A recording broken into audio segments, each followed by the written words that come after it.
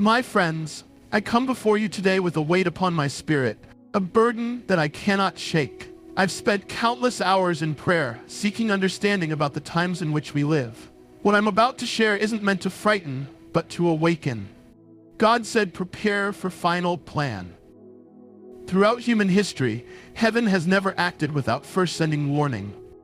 Before every major move of the divine hand, messengers were dispatched with a call to preparation. Noah received construction plans for an ark before a drop of rain fell. Joseph was given insight about coming famine while Egypt still prospered. Ancient prophets foresaw the rise and fall of kingdoms while those kingdoms still stood strong. This pattern reveals a profound truth about the nature of heaven. Judgment never comes without warning, and warning always comes with an opportunity for redemption. We stand today at a pivotal moment in human history, a threshold between what has been and what is coming. The signs surrounding us aren't subtle hints, but blaring trumpets for those with ears to hear. Consider what we've witnessed in recent years. Unprecedented global shakings, political systems crumbling, economic uncertainty, moral decay celebrating itself as enlightenment, biblical values mocked as outdated, hostility toward ancient truth intensifying, Israel increasingly isolated, all precisely as the ancient prophetic writings foretold. Yet these aren't isolated phenomena. They form a cohesive pattern, a divine handwriting being inscribed on the walls of our modern world. The ancient Hebrew prophets described a time when everything that can be shaken would be shaken, not for destruction's sake, but so that what cannot be shaken might remain. We are living in that great shaking. When I was researching in Jerusalem several years ago, I discovered an ancient rabbinic teaching about the Messianic age. The sages taught that before the coming of Messiah, there would be a period they called the footsteps of Messiah, a time of increasing birth pangs, each coming more intensely and more rapidly than the one before.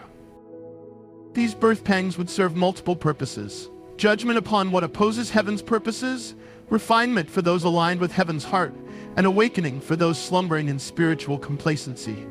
Each global crisis, each societal upheaval, each moral inversion would serve as both warning and invitation, warning of what is coming, and invitation to return to ancient paths of righteousness. But here is where we must be careful. Many have become sign seekers rather than kingdom seekers. They track prophetic fulfillments like spiritual storm chasers, more fascinated by the phenomena than transformed by the message. Others have grown completely numb, dismissing every warning as yet another false alarm. Both responses miss the heart of heaven in this critical hour. The warnings we see aren't meant merely to confirm our theological positions or validate our end-time charts. They are divine alarms meant to awaken us to urgent spiritual preparation. The shaking isn't coming, it's already here, and it will intensify. I recently spoke with a man who had survived a massive earthquake in Asia. He told me something profound. He said, during the first tremors, we were curious. During the major quake, we were terrified. But what saved our lives was what we did between those moments. My friends, we are in that critical between time right now, between the initial tremors and the major quake. What we do in this moment will determine whether we stand or fall when the fullness of what is coming arrives. So what does it mean to prepare for the final plan? First, understand that preparation begins with honest assessment. Ancient Hebrew kings would periodically repair the temple, but restoration always began with inspection. What needed strengthening? What had fallen into disrepair? What foreign elements had been introduced that didn't belong? We must ask ourselves, what areas of our lives have we allowed to deteriorate? Where have we accommodated the spirit of this age rather than the spirit of eternal truth? What foundations have we neglected that now threaten the entire structure of our faith? A house built on sand might stand on sunny days, but it wasn't made for storms. Many have constructed elaborate spiritual houses on foundations that cannot withstand what is coming. They've built on the shifting sands of cultural approval, material prosperity, political power, or religious tradition, rather than the immovable rock of genuine relationship with the living God. The coming shaking will reveal what our lives are truly built upon. It will expose the nature of every foundation. Second, preparation requires return. Not just emotional regret, but actual realignment with heaven's standards. The ancient Hebrew concept of repentance, teshuvah, means far more than feeling sorry. It means to physically turn around and walk in the opposite direction. Many today have confused remorse with repentance. They feel bad about their condition while continuing in the very patterns that created that condition. True preparation demands more than tears. It requires transformation, a complete reorientation of our lives around eternal rather than temporal values.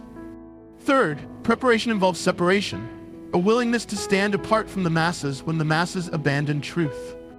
Throughout history, there have been moments when following God meant walking alone, when righteousness required separation from popular opinion. We are entering such a time now. The pressure to compromise, to remain silent, to blend in with rapidly shifting cultural standards grows stronger daily. But preparation for what's coming demands the courage to be distinct, to maintain holy separation even when it costs us socially, financially, or professionally. The ancient Hebrew prophets often stood alone, their messages rejected by kings and commoners alike. Yet they understood that divine approval matters infinitely more than human acceptance. They recognized that being a minority doesn't make you wrong when that minority stands with eternal truth. Fourth, and perhaps most importantly, preparation requires intimacy. Not just knowledge about God, but experiential relationship with God. In the ancient parable about wise and foolish virgins awaiting the bridegroom, what separated those who entered from those left outside wasn't theological knowledge, but personal connection. Both groups claimed association with the bridegroom, but only one group truly knew him. Many today possess impressive religious resumes while lacking authentic spiritual relationship. They can quote ancient texts but cannot hear the living voice. They understand doctrines but don't recognize presence. Such head knowledge without heart transformation will prove dangerously inadequate for what lies ahead. The days approaching will demand a faith built not on theoretical concepts, but on tested reality. Not on what others have experienced, but on what you yourself have encountered. Second-hand faith will not survive first-hand shaking. My friends, I don't share these things to instill fear, but to inspire action. The final plan of heaven isn't destruction, but restoration.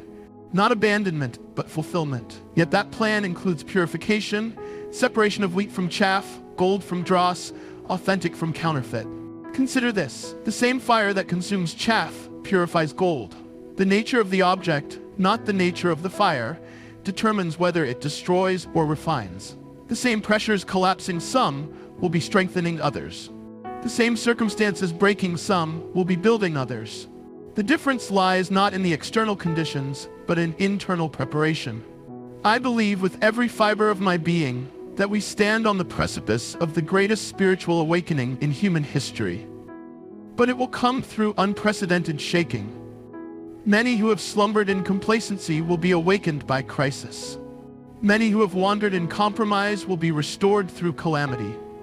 The very circumstances causing some to abandon faith will drive others deeper into faith's reality. The ancient writings speak of a time when darkness would cover the earth, thick darkness the peoples.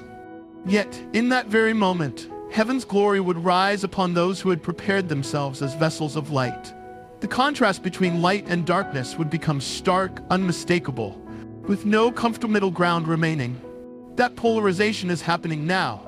The gray areas are disappearing. Fence-sitting is becoming increasingly impossible as the chasm between opposing worldviews widens beyond the point where one can straddle both sides. This is ultimately the mercy of heaven, removing the illusion that we can serve two masters, forcing the decision that many have perpetually postponed. What appears as judgment to some will prove redemption for others. The severe mercy that awakens before destruction. God said, "Prepare for final plan." These aren't the words of a distant deity issuing arbitrary demands, but of a compassionate creator providing urgent instruction for navigating what lies directly ahead. The warnings come not from divine anger, but divine love. The same love that would not let Noah face flood without ark, or let Lot face destruction without escape route. How will you respond to this divine alert? Will you dismiss it as religious alarmism? Will you acknowledge it intellectually while continuing unchanged practically? Or will you recognize the profound mercy in being forewarned, allowing that warning to awaken you to genuine preparation? The hour is later than most realize. The window for preparation narrows daily. What you will need for tomorrow must be developed today. The strength required for coming times must be built in current times. The intimacy that will sustain you then must be cultivated now. I'll conclude with this. In ancient Jerusalem before its first destruction, there were countless religious officials continuing temple rituals as if nothing were wrong. There were political leaders pronouncing peace and security while enemy armies assembled. There were merchants and citizens continuing daily routines, dismissing warnings as extremist fear-mongering. Yet there was also a remnant who recognized the signs, who understood the times, who prepared themselves spiritually while they still had opportunity. History records what happened to both groups. Today, heaven issues the same call it has always issued before: momentous transition. Prepare, awaken, return. The final plan approaches, not with dread for those who have made ready, but with the fulfillment of everything for which they have hoped. The question is not whether these things will come, but whether we will be among those standing unshaken when they arrive. Not whether the darkness will increase, but whether we will be among those shining as lights in that darkness. Not whether the final plan will unfold, but whether we will be participants rather than casualties in its unfolding. The choice, as it has always been, remains ours. Prepare, my friends. Prepare with urgency. Prepare with devotion. Prepare not in panic, but in purpose. Not in fear, but in faith. For what lies ahead will require everything we have and reveal everything we truly are.